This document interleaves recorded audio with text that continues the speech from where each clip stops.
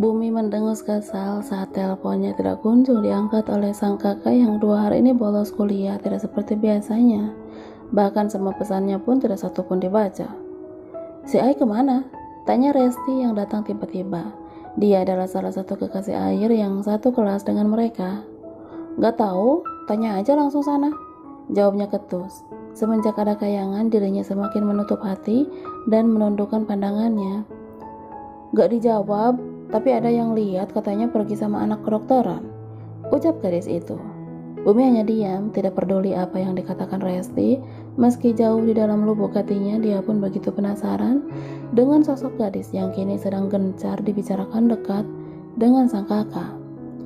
"Anak kedokteran banyak, bukannya punya 3 juga si kakak di sana?" jawab Bumi. Dia bingung jika ditanya soal para gadis kakaknya itu, karena saat sekolah biasanya si bungsu yang hafal dengan jajaran para kekasih Air. "Iya, tapi yang satu katanya udah minggu kemarin. Entahlah, banyak banget, pusing gue," keluh Resti. Bumi menoleh ke arah gadis yang memasang wajah menyedihkan itu. "Kakak gue saja nggak pusing, kenapa lo yang ribet?" cetusnya sambil bangun dari duduknya karena Kayangan menelponnya. "Halo Yang?" sapa Bumi kepada pemilik hatinya itu. "Iya Bu, aku ganggu nggak?" tanya Yayang. "Enggak, aku udah selesai kok." "Air lagi sama kamu nggak? Tolong bilangin sama dia kalau temennya ibu mau bikinin catering buat anak-anak nanti sore." Bumi menghela nafas. Ternyata sang kakak benar-benar tidak ada kabar kepadanya, juga termasuk kepada Kayangan. 2 hari ini nggak masuk," jawab Bumi. "Apa Air sakit?" tanya Yayang yang sepertinya sedikit terkejut. "Entahlah, dari rumah berangkat sampai sini pergi lagi entah kemana," jelas Bumi. "Aneh banget, nggak biasanya begitu," gumam Yayang. Bumi mengangguk, membenarkan seakan gadis itu ada di hadapannya. "Aku merindukanmu," dari Bumi. Usai berbincang panjang lebar dengan Kayangan, Bumi kembali memasukkan ponselnya ke dalam tas. Dia sempat membuang napas kasarnya 2 kali untuk menetralkan perasaannya yang mendadak tidak enak hati, seperti sedang terjadi hal kecil di antara kedua kembarannya yang lain. "Semoga enggak terjadi apa-apa dengan kalian," gumam Bumi. Ia bangun dari duduknya, melangkahkan kaki menuju parkiran tempat di mana mobil sport mewahnya berada. Pemuda tampan namun tidak banyak bicara itu hanya mengangguk kecil sambil tersenyum kepada siapapun yang bertanya kepadanya. Hanya segelintir orang saja yang beruntung mendengar suara Bumi. Berbeda dengan sang kakak yang kadang gelak tawa dan teriakannya dari jauh sudah terdengar, belum lagi jika ada bonus barang jatuh yang tertabrak olehnya. "Balik Bu," sapa seseorang kepadanya. Iya," sautnya sebelum masuk ke dalam mobil. "Ada salam dari Revi yang kemarin kasih lo kue itu loh," ucapnya lagi. "Oh iya," jawabnya singkat, padat dan jelas. Bumi masuk dan langsung menyalakan mesin mobilnya, membelah jalan raya yang tidak begitu ramai karena sudah lewat jam makan siang. Pikirannya kini bercabang kemana-mana sampai dia harus lebih fokus lagi pada jalan di hadapannya. Mobil mewahnya melaju dengan kecepatan sedang meski dia sedang diburu waktu. Sampai pada akhirnya, kereta besi itu masuk ke dalam area halaman gedung berlantai 3, sebuah perusahaan penerbit komik lokal yang baru dia rintis setahun belakangan ini. "Selamat siang, Tuan. Semuanya sudah menunggu di ruangan rapat," ucap seorang wanita kepada Bumi yang menjabat sebagai seorang direktur di perusahaannya sendiri. Hujan langsung mendorong tubuh tinggi Air yang mengkungkungnya di dinding saat diteriakkan seorang pria jelas terdengar. "Si Mamang kayaknya alamat potong gaji nih," dedek Air sambil berjalan mendekat ke arah pintu. "Ya, si Den kakak pintunya nggak ditutup, jadi Mamang nggak tahu deh kalau lo lagi anu," kekasih satpam merasa tidak enak hati. "Haha, enggak Mang, kakak nggak lagi ngapa-ngapain kok, makasih banyak ya," ucapnya sambil menerima 2 piring ketoprak dari tangan Mang Satpam. "Iya, sama-sama Den," balasnya sambil berpamitan. Air kembali masuk sambil tersenyum jahil. Dia meletakkan makanan di atas meja yang dikelilingi 3 kursi plastik. "Makan yuk, gue lapar banget," ajaknya kepada gadis yang masih berdiri menyender di tembok. Lo jangan gitu lagi ya, gue masih trauma sama kejadian kemarin. Kalau kita digerebek gimana, Ay? Ucapnya lirih sembari menarik kursi di sebelah air. Siapa yang mau gerebek? Ini kan punya gue, sautnya dengan mengunyah makanannya. Gue kira lo bohong punya kos-kosan. Air terkakak kecil dan terus melanjutkan makanannya.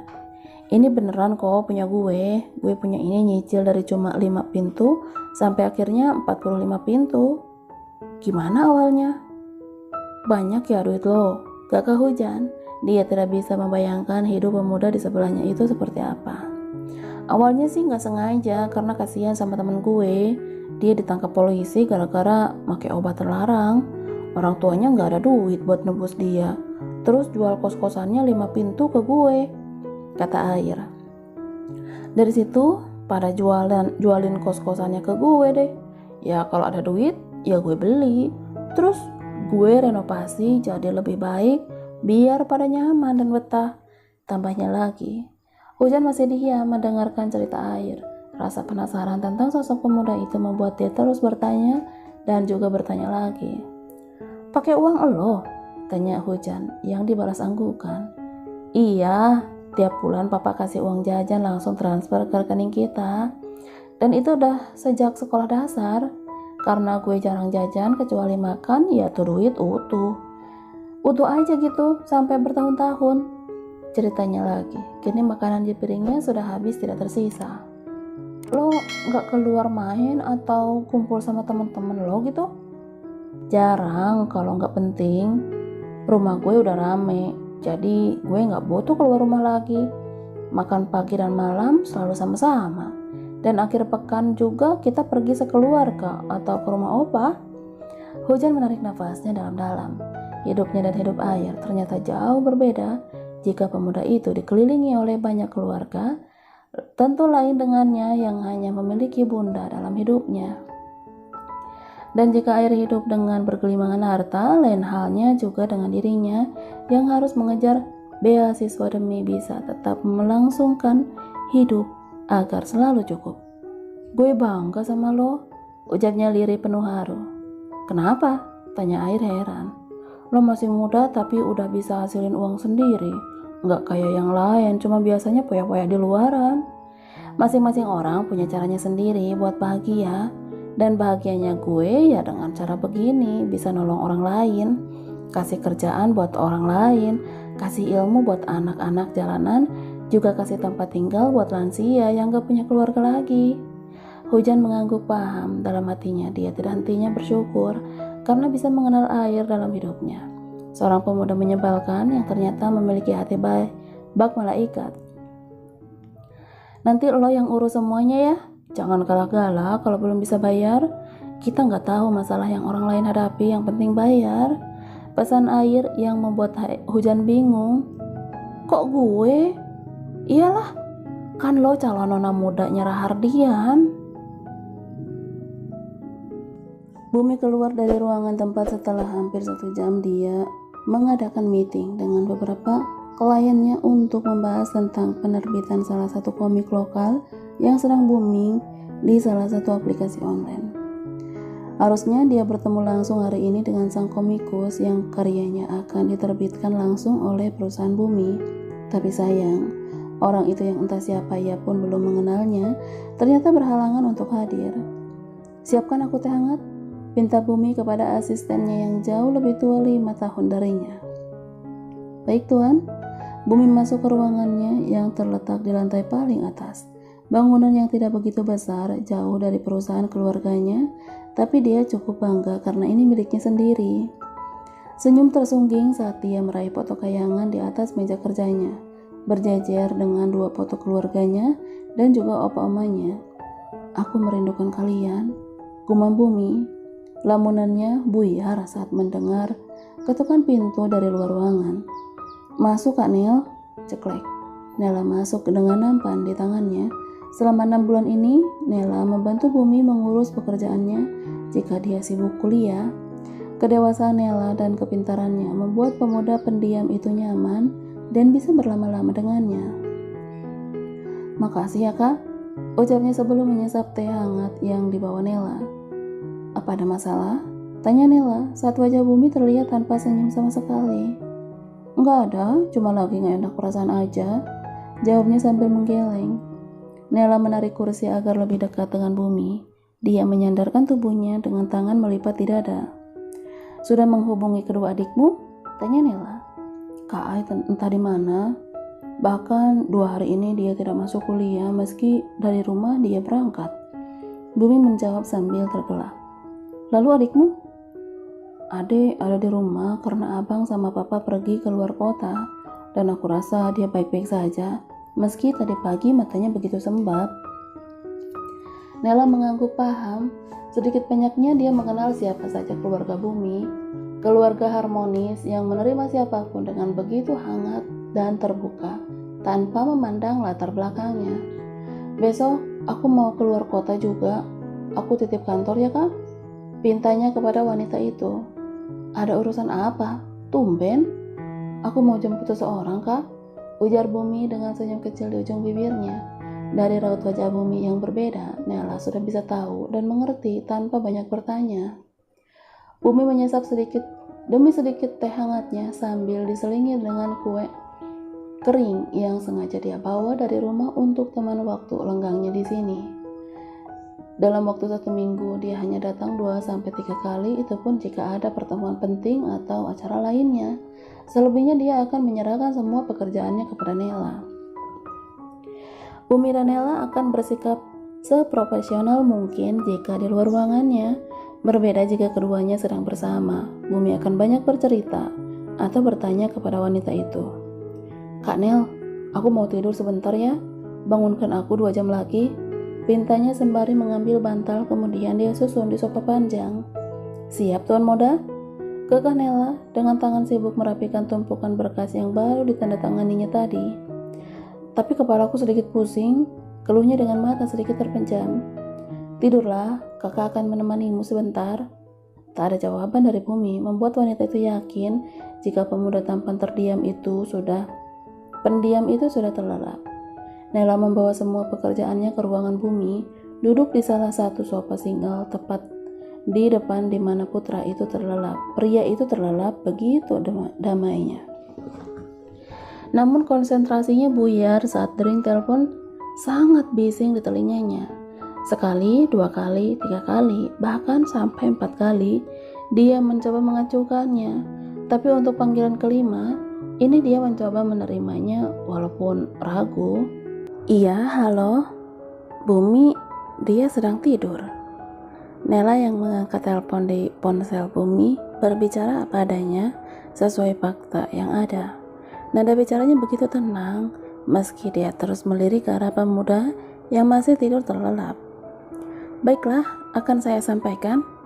Wanita itu menghela nafas dan mengembalikan benda pipi itu ke tempat semula, kemudian melanjutkan pekerjaannya lagi. Sesuai perintah atasannya, Nela membangunkan Bumi setelah 2 jam pemuda itu bermimpi. Berkali-kali dia mengguncang bahunya sampai akhirnya Bumi mengerjap. Apa? Ucapnya setengah sadar. Sudah 2 jam? Kata Nela sambil menunjuk jam yang menempel di dinding. Cepet banget ya, perasaan baru 5 menit aku tidur. Kekeh Bumi sambil mengendurkan otot badannya. Kakak mau beres-beres dulu dan apa? Tanya Bumi saat Nela mendadak menghentikan ucapannya. Maaf, kakak mengangkat telepon untukmu karena sudah 5 kali berdering. Kakak takut itu penting. Maaf, ucapnya penuh sesal. Bumi tidak menjawab karena langsung meraih ponselnya yang tergeletak di atas meja persis seperti terakhir kali dia menggunakannya. Ada 4 panggilan tidak terjawab dan 1 panggilan masuk dari kayangan, tapi dia memilih untuk segera membuka pesan yang dikirim pujaan hatinya itu. Yayang, aku pulang sekarang bu. Bumi mengernyitkan dahinya. Dia baca kembali apa yang ditulis kayangan padanya. Bumi tidak membalas, melainkan dia langsung menelpon gadis itu dengan segera. Hanya ada nada tunggu yang ia dengar berkali-kali, membuatnya kesal dan mengacak rambutnya sendiri. Angkat dong yang, gumamnya lirih. Nela yang melihat Bumi seperti itu merasa tidak enak hati dan kembali menjelaskan sambil berulang kali meminta maaf. Gak apa-apa kak, mungkin dia sedang di jalan. Bumi memang tidak pernah gegabah mengambil sikap. Dia selalu berpikir positif dalam hal apapun. Termasuk kali ini, dia sedang menghibur dirinya sendiri, berharap apa yang dia pikirkan memang itu kenyataan, meski jauh di dalam hatinya. Dia sedang takut gadis kesayangannya itu salah paham dan merajuk kepadanya. Dia kembali menghubungi Yayang, tapi hasilnya masih sama. Tidak ada jawaban sama sekali. Coba kamu kirim pesan, saran Nela yang belum beranjak dari tempatnya. Bumi hanya mengangguk sekali. Jari-jarinya dengan sangat lincah bergerak di atas layar benda pipi miliknya, menjelaskan yang ada dan nampak dan menanyakan keberadaannya juga. Bumi, kamu di mana? Kenapa pulang mendadak? Aku akan menjemputmu sekarang. 3 pesan dia kirimkan langsung dengan hati berdebar menunggu balasan. Kakak bisa pulang duluan, titah Bumi kepada Nela. Apa kamu marah? Maaf, ucapnya lagi. Bumi bangun dari duduknya mendekat ke arah wanita yang sudah dianggap seperti kakaknya sendiri itu. Mana mungkin aku marah, kakak pulang dan istirahat ya. Aku akan di sini sebentar lagi. Nela menarik nafasnya dalam-dalam. Dia menatap Bumi dengan intens, mencari kebohongan di manik mata itu yang mengucapkan ia baik-baik saja. Baiklah, kabari aku jika terjadi sesuatu, pesan Nela. Wanita dewasa itu bangun sambil membawa semua berkas yang tadi dia kerjakan selama Bumi tertidur. Pemuda itu kembali ke sofa panjang mencari nama Yayang untuk dihubunginya lagi. Iya bu, sapa gadis itu setelah Bumi 3 kali menelponnya. Ya ampun Yang, kenapa baru diangkat sih? Haha, maaf bu, ponselku tertinggal di kamar ibu. Jawabnya sambil tergagap membuat Bumi mengernyitkan dahinya heran. Kamu gak marah sama aku kan? Tanya Bumi ragu. Marah kenapa? Yayang balik bertanya. Karena yang tadi mengangkat teleponmu adalah... Bumi seakan takut meneruskan kata-katanya. Aku percaya kepadamu. Apa yang kamu lakukan sudah membuatku yakin hanya aku yang ada di hatimu. Jadi mana mungkin aku meragukan cinta dan kesetiaanmu, Bu. Reza dan Langit baru saja turun dari pesawat pribadi milik keluarga Rahardian. Keduanya langsung masuk ke dalam mobil yang sudah menunggu mereka selama 15 menit. Selamat siang, Tuan Besar dan Tuan Muda, sapa seorang supir perusahaan yang bertugas untuk menjemput di bandara. Siang juga Pak, saut Reza dan Langit bersamaan. Keduanya bergegas masuk karena mereka sudah kembali ditunggu di kantor cabang bagian barat. Langit mengendurkan dasi yang begitu sesak mengikat lehernya. Bayangan meeting tadi masih saja menari di pelupuk mata, di mana semua orang bertepuk tangan puas dengan hasil kerjanya. Begitu juga dengan sang calon mertua. Reza tidak henti-henti tersenyum bangga kepadanya. Getaran ponsel di saku jas Langit membuat pemuda yang kini beranjak dewasa itu langsung sigap meraihnya. Dia tertawa kecil saat nama pujaan hatinya tertera di layar benda pipi miliknya. Iya sayang, sapanya kemudian saat suara cahaya begitu bagai candu di telinganya. Abang udah pulang kan? Tanyanya langsung. Udah, ini lagi di mobil. Langsung pulang kan? Langit terkekeh sambil menoleh ke arah Reza yang memandangnya bingung. Dia tahu jika pemuda di sebelahnya itu sedang berbicara dengan putri bungsunya. Abang ke kantor lagi, ada meeting sebentar, habis itu langsung pulang, ya? Jawab Langit. Bayangan gadis itu sangat melekat di matanya. Aku ke kantor ya? Jangan, nanti abang aja yang pulang. Kamu diam-diam di rumah ya sayang? Baiklah, aku akan menunggu abang pulang, tapi belikan aku sesuatu ya. Pintanya manja seperti biasa. Siap sayang, abang akan belikan semua keinginanmu, ucap Langit. Sepertinya dia lupa dengan siapa yang duduk di sisinya itu. Reza berdehem kecil mendengar pembicaraan Langit dan si bungsu. Rasa rindunya kini berlipat-lipat pada cahaya hidupnya itu. Bayi mungil yang dulu paling dia sayang karena kondisinya yang paling lemah dan harus puas bolak-balik rumah sakit, kini sudah menjadi gadis cantik yang manja, yang bergantung kepada semua orang yang ada di dekatnya. Jika ingat, kini gadisnya itu sudah bersama langit, rasa tidak ingin rela melepaskan begitu kuat dalam hatinya. Bagaimana mungkin gadis kecilnya itu kini sudah dimiliki oleh orang lain? Mobil berhenti di salah satu kantor cabang milik Reza. Keduanya turun dan bergegas masuk menuju lantai 15 di mana ruang rapat berada. Selamat siang semuanya. Sapa Reza lebih dulu sebelum dia duduk di kursi kebesarannya. Rapat dimulai. Jajaran para petinggi dan rekan bisnis sudah duduk di tempatnya masing-masing, termasuk Langit. Dia yang sudah dikenal sejak dulu sebagai anak angkat keluarga Rahardian, namun kini sudah merangkap menjadi calon menantu, dan yang lebih membuat dia terkenal adalah saat 2 bulan lalu ketika Papa mengenalkannya sebagai direktur di perusahaan pusat. Tentu kini keberadaannya sangat dibutuhkan dan kinerjanya juga diperhitungkan. Usai rapat selama hampir 2 jam, 2 pria tampan itu langsung masuk ke dalam ruangan Reza. Duduk berhadapan di sofa dengan menenggak satu kaleng minuman dingin. Kami harus makin bisa sekarang, ucap Reza memecah keheningan. Ya Om, ajarkan juga 2 adikmu. Om gak yakin jika kamu serius. Harapan terbesar cuma di kamu sama Bumi, tambah Reza lagi. Reza memang sudah merasa dari kecil anak sulungnya itu tidak pernah berminat untuk terjun ke dunia perkantoran. Maka saat tahu Air tidak masuk kuliah 2 hari ini, dia cukup bisa memaklumi. Kita pulang ke rumah Opa, ada yang mau Om bicarakan dengan kalian semua.